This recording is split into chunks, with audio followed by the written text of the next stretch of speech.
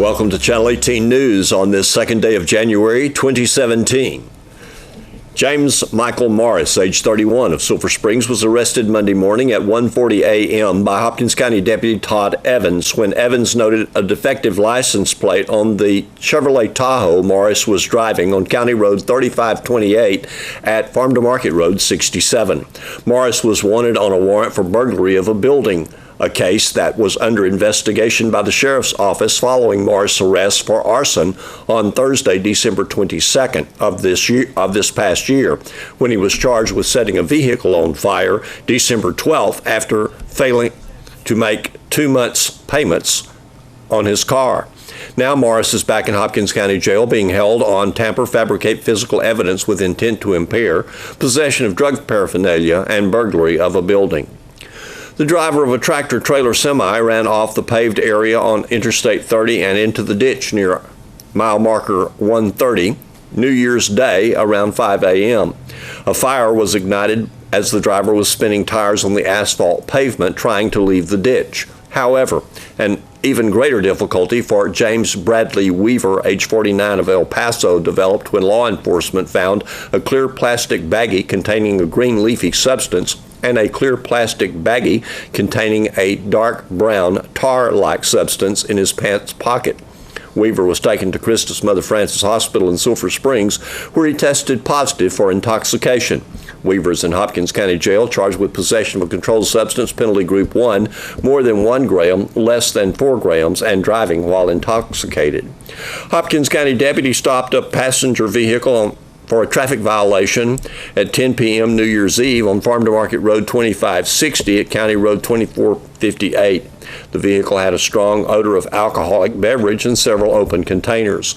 A probable cause search found a small metal can in the purse of Hope Marie Sertucci, age 25, of Atlanta. Inside the container was a small plastic baggie with white crystal-like substance believed to be methamphetamine. A records check showed she was wanted for unauthorized use of a motor vehicle in Morris County. Sertucci was booked into Hopkins County Jail for possession of a controlled substance, penalty group 1, more than 1 gram, less than 4 grams, and on the Morris County warrant. Her bond was set at $15,000 for each offense. Friday at 12:40 p.m. in the 800 block of Ingram, Stephen Dwayne Johnson, age 50, of Sulphur Springs, was arrested on a warrant for aggravated sexual assault of a child, a felony 1. Sulphur Springs police located Johnson at his home and carried out the arrest without incident. Johnson is in Hopkins County Jail on a $200,000 bond. The sign is gone, and the U-Haul trailer being loaded with liquor and other items from Bayou Jack's Cajun Grill at 113 Gilmer Street was the first indication many in Sulphur Springs were given that the restaurant was closing. An announcement on their Facebook page just before 8 p.m. Sunday night was another. In the announcement, they stated that they were sad they had decided to close the Sulphur Springs location and invited patrons to their McKinney and Roanoke locations. The restaurant had served as an anchor at Celebration Plaza for some time. The building in which they were located recently sold to an injury law attorney who's establishing a third office in Sulphur Springs, halfway between his 2 offices in Dallas and Texarkana, and that according to business owners in the area. Newly elected and re-elected Hopkins County officials received the oath of office at 4 p.m. Sunday in the district courtroom of the county courthouse. Following our Channel 18 news this evening, you can watch the event in its entirety.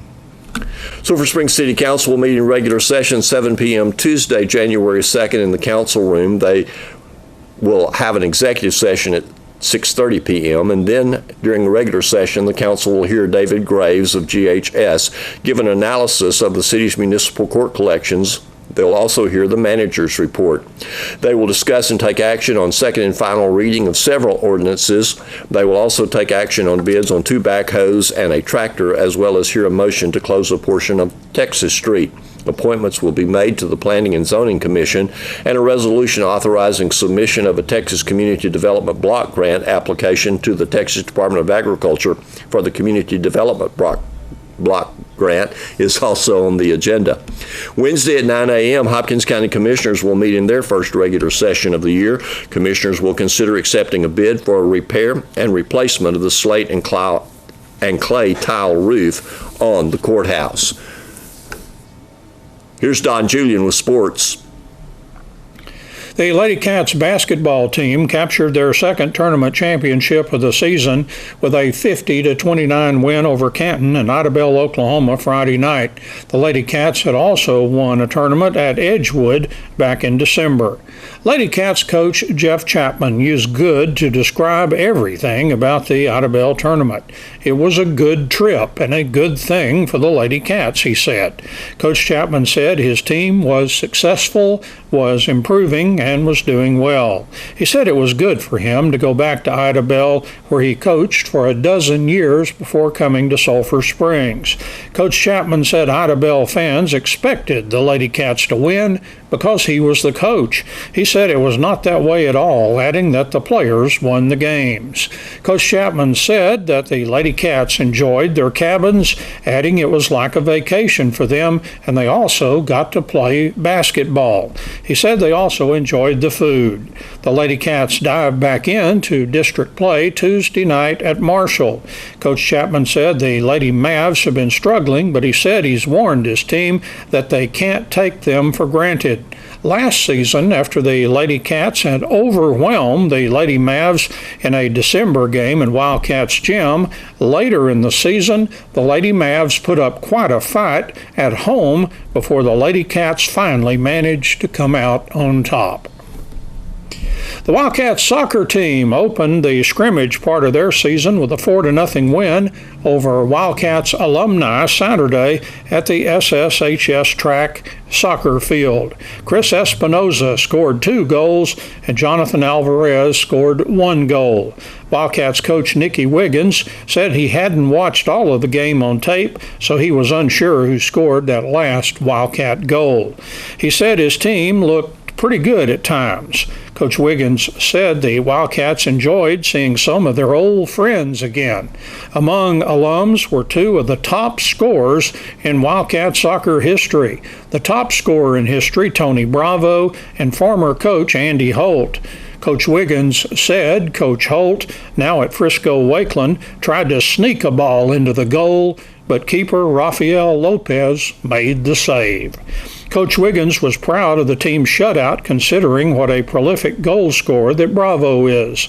The Wildcats will complete the scrimmage part of their season at Royce City Tuesday night. The JV plays at 5:30 p.m. and the varsity at 7 p.m. Then the Wildcats will open the regular season at a Forney tournament Thursday. Coach Wiggins said right now the Wildcats will be playing all 6A teams.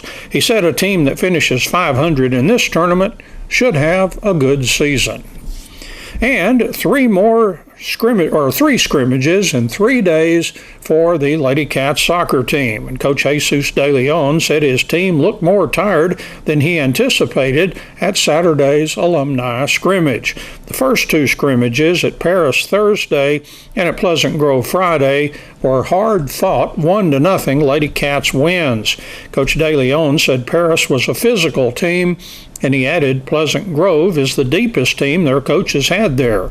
Coach De Leon said against Pleasant Grove, his team was also hit by several players not feeling well, and top scorer Melina Zaretta battling some nagging injuries. He said his team looked worn down against the alumni Saturday. To make the game more competitive this year, Coach De Leon had current keeper Abby Hale play with the alums. He said the game was more fun this year. The Lady Cats will have their final scrimmage Tuesday night at home. The JV will play at 5:30 p.m., the varsity at 7:15 p.m.